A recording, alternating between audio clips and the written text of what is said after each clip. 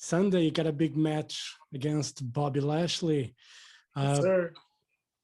What are you expecting besides winning, obviously?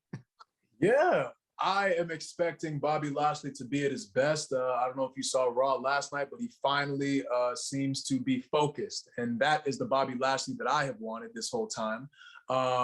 Because, like Ric Flair says, to be the man, you got to beat the man. And if I were to beat Bobby Lashley and he wasn't at his best, it would be a problem. You know what I'm saying? Then you come back, well, I wasn't at my best. You beat me and I wasn't at my best, man. So you got to give me another shot because I wasn't at my best. And now he's at his best. Because of what I said to him, because of him realizing that running around with champagne and VIP lounges and women and all of these things that don't involve him being the WWE champion, he realized that doesn't bode well for him as WWE champion. So, I went on Twitter yesterday and I told the world that Xavier Woods was going to beat Bobby Lashley. And spoiler alert, my prediction came true because Xavier Woods not only is a fantastic human being and wrestler and performer and WWE superstar, but also because Bobby Lashley, I said it a couple weeks ago, he seemed to be more beatable than ever because he wasn't really focused. And I was confused about that because he has struggled and worked so hard to become WWE champion. He actually grinded longer than I did when you think about it. And he wasn't really taking it seriously. So now he's taking it seriously, and it feels like we are going to get the Bobby Lashley that we've been all waiting for so long at Money in the Bank. And I'm the one who gets to see him at his best, and I wouldn't have it any other way. So I'm excited about it. And I think that, of course, because it's going to be in front of actual people, real live people, just like old times, like it used to be, like it's supposed to be. I can't wait to feel that energy and use that energy to have the best performance of my life. So, yeah, I'm excited to have this WWE Championship opportunity. So, for me, they come few and far between. So, you got to go all out every single time that you have these chances. And speaking of Money in the Bank, obviously the Money in the Bank ladder match is also, a very important match that happens on Sunday. Big E is on it. You're rooting for your man Big E to win. Of course, man, to see him have this chance. It's really been beautiful to see Big E since he's transferred to SmackDown, and even before that, honestly, because me and Woods were out and he was doing his own thing for a while. And I think a lot of people have been wanting to see him kind of branch out on his own because he has what it takes to be the face of this company. He is huge, he's a spectacle to look at. He's an amazing human being. He's a great person.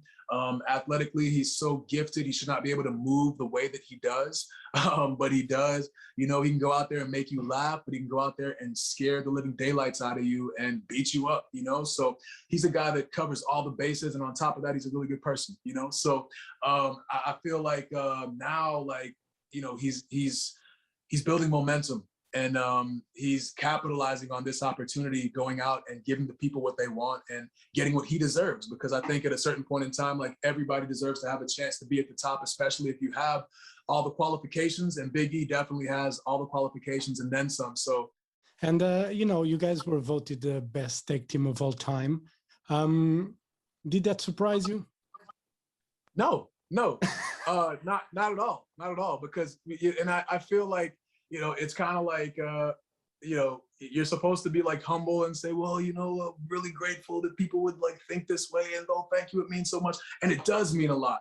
But I think like when we look at ourselves and I look at the quality of matches that we put on, I look at the ways in which we have been able to make people laugh, make people cry, give people memories, do unique things, go toe-to-toe on the mic with The Rock, host WrestleMania. There's a lot of things that we've done, man, that would put us in that conversation. I think that like the number one, it's so incredibly subjective. Like it's whatever you like. If you have an affinity towards like the Attitude Era or you have an affinity towards like the 80s and 90s, then you'll say, oh, well, yeah, well, Legion of Doom, because they made me feel this way when I was young. And that was what I think a tag team should be like. But, there's a lot of people that would say the same thing about us. So I can't say that I'm like surprised, like honestly, because yeah, like we've done some pretty incredible things. So, you know, we wear that with the as a badge of honor, you know, and we're just getting started, man. To be honest, like we're not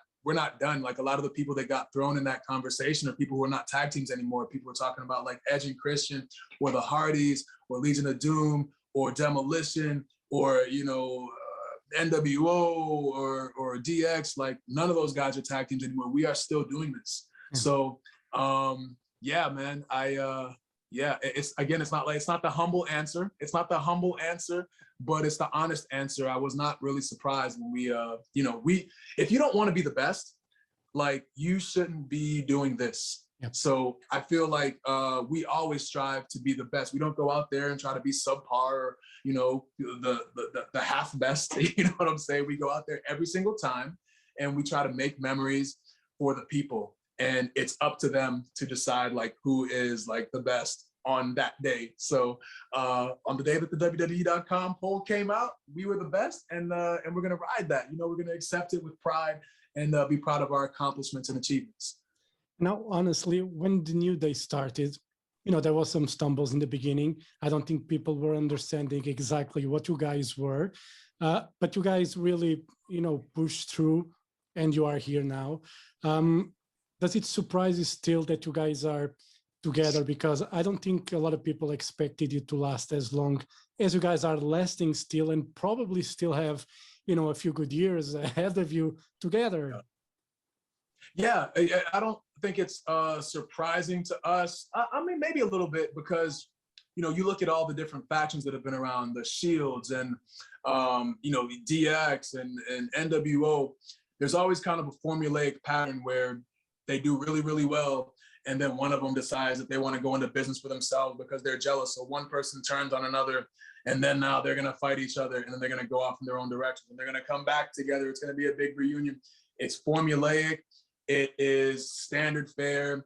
We, like, from the very beginning, sought out to be the guys that never broke up, the guys who would always have each other's backs, as brothers, as friends.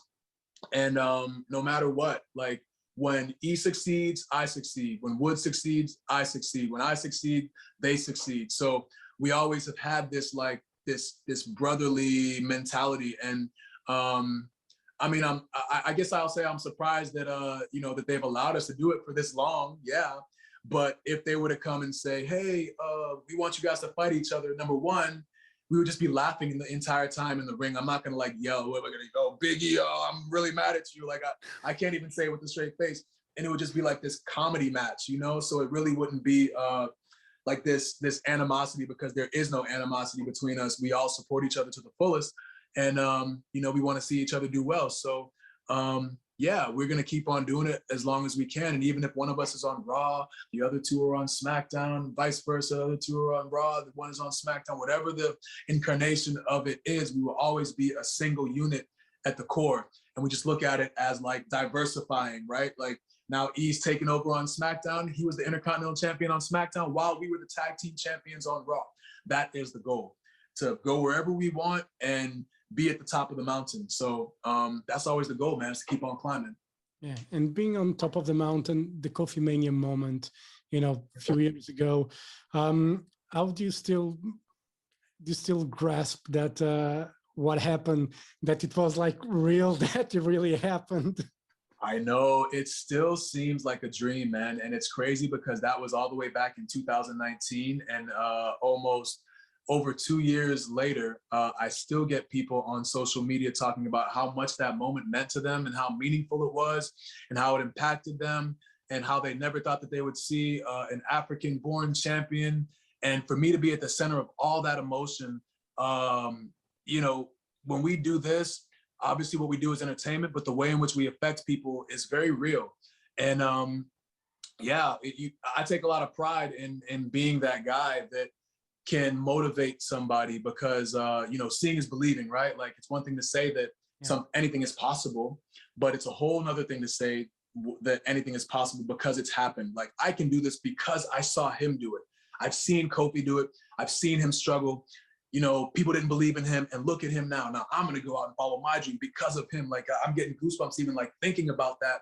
like that power, you know, that level of motivation to be able to push somebody in the direction of their dreams is that has become like my main thing. Like above all else, like the championship titles are cool, winning matches is cool, having fun is cool, but being able to push somebody in the direction of their dreams through what I've done is above all else, like that's what I want. Because if people can experience like 1/10 of the happiness and joy that I have felt by going out and pursuing my dream, having the courage to abandon everything and follow this goal because I believed in it and I believed in myself, it's an incredible feeling. It's an incredible feeling. And if it all ended tomorrow, I mean, no one can ever take that away from me, you know? So I want people to feel that. I want people to understand what that feels like, because that's what life really is all about, man. Is going out and just, you know, trying to achieve your dreams and achieving like true fulfillment and happiness. And, you know, your eyes are open that you can actually do anything that you want to do, just like they told you when you were a kid.